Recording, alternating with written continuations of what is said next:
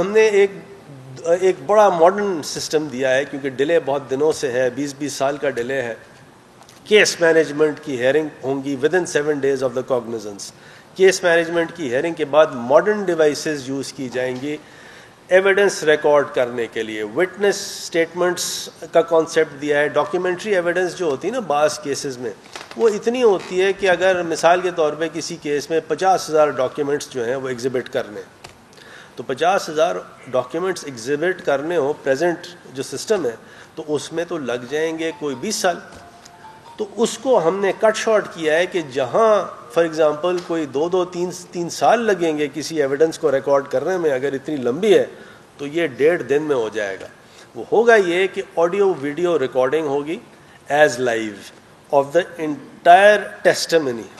یعنی یہ نہیں ہوگا کہ میں نے کراس ایگزامن کیا، فواد لائر ہیں انہوں نے ری ایگزامن کیا، پھر جج صاحب نے اپنی انگریزی میں اس کو لکھایا اور پھر وہیں کوئی غلطی آ گئی اور پھر اس نے دوبارہ اسٹینو کو ڈانٹا، پھر ٹھیک کرایا، پھر تو اس پروسیجر سے جان چھڑا دی.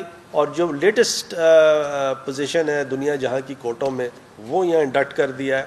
اور آڈیو ویڈیو ریکارڈنگ سے ایکوریسی بھی آ جائے گی اور ایز لائیو ٹرانسکرپٹ ملے گی کہ کیا اس نے کہا ہے سامنے ہوگا. کسی بھی جج کا جو ڈیمینر ہے اس کو ریکارڈ کرنے کی بھی پوری پروویژن دیے ہوئے ہیں.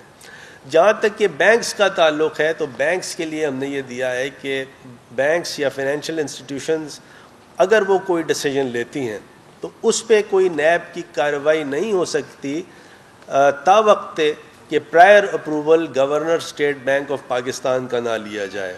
تو گورنر اسٹیٹ بینک کا ایک بڑا رول انہینس ہونے جا رہا ہے اس آرڈیننس سے، کہ اس کو پھر یہ ایز اے ریگولیٹر اس کو یہ دیکھنا ہے کہ کوئی اگر کسی بھی بینک نے، چاہے وہ گورنمنٹ کا بینک ہو یا پرائیویٹ بینک ہو، اور وہ یہ دیکھ لے.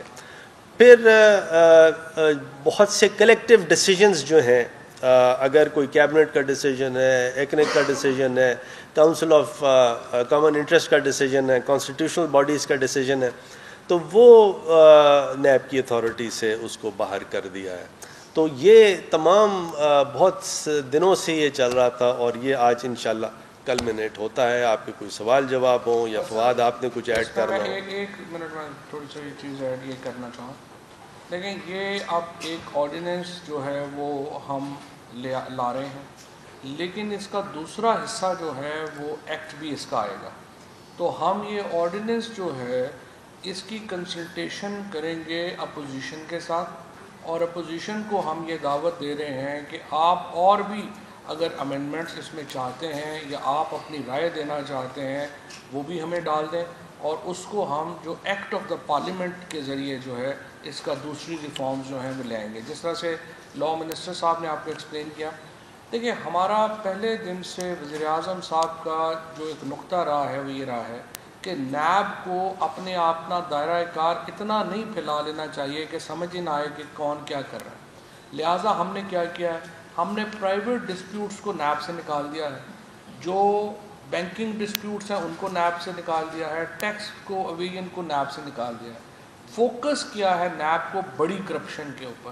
اور یہی وزیر اعظم صاحب پہلے دن سے جو بات کر رہے تھے کہ نیب کو بڑی مچھلیوں کے اوپر جو ہے وہ نظر رکھنی ہے اور اس کے اوپر جو ہے وہ کیسز ان کو بننے چاہیے.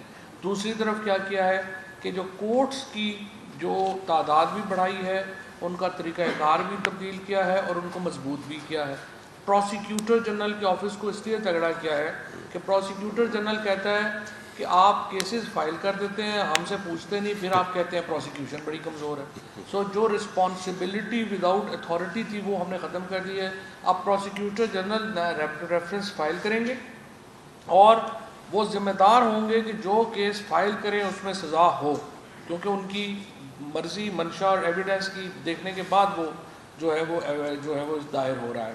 اور اس کے ساتھ جو مقصد ہمارا یہ ہے کہ نیب کو یہ جو ڈرٹی ورک ہے اس کو وہ نہ ہاتھ ڈالیں، سبسٹینٹیو کام کریں اور جو مقدمات ہیں ان کو منطقی انجام تک پہنچایا جائے. آپ کے سامنے رکھوں کہ ملک صاحب، ایک تو یہ ایگزیکٹو آرڈر کے تھرو نئے پروسیکیوٹر جنرل اس طرح نہیں آئے، کیونکہ آرڈیننس جو ہے this is part of legislation. Ordinance جو ہے وہ ایگزیکٹو ایکشن نہیں ہے. دیکھیں میں نے یہ کوشش کی ایکسپلین کرنے کی, میں دوبارہ سے ایکسپلین کرتا ہوں.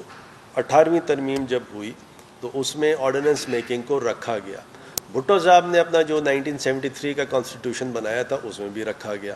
پری پارٹیشن بھی آرڈیننس میکنگ ہے, انڈیا کے کانسٹیٹیوشن میں بھی ہے, پاکستان کے جو 35 ایکٹ اور 47 کا ایکٹ تھا اس میں بھی تھا, 56 کے کانسٹیٹیوشن میں بھی تھا, 62 کے کانسٹیٹیوشن میں بھی تھا, 72 کے کانسٹیٹیوشن میں بھی تھا. تو آج تک کسی نے آرڈیننس میکنگ کو ڈیلیٹ نہیں کیا. نمبر 1. 18ویں ترمیم میں جو اسکیم ہے وہ یہ ہے کہ ایکٹ آف پارلیمنٹ بنانے کے 2 طریقے ہیں. ایک تو طریقہ یہ ہے کہ آپ بل انٹروڈیوس کریں اور بل سے وہ ایکٹ آف پارلیمنٹ بنتا ہے.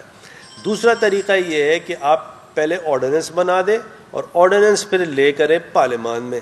تو دونوں چیزیں ہیں, دونوں راستے ہیں وہ جا ایکٹ آف پارلیمنٹ کی طرف رہے ہیں. تو یہ کہنا ہمارے دوستوں کا کہ آرڈیننس میکنگ جو ہے وہ کوئی غلط بات ہے, ایک تو وہ غلط بات نہیں ہے اور وہ جاتی وہیں ہے ایکٹ آف پارلیمنٹ کی طرف.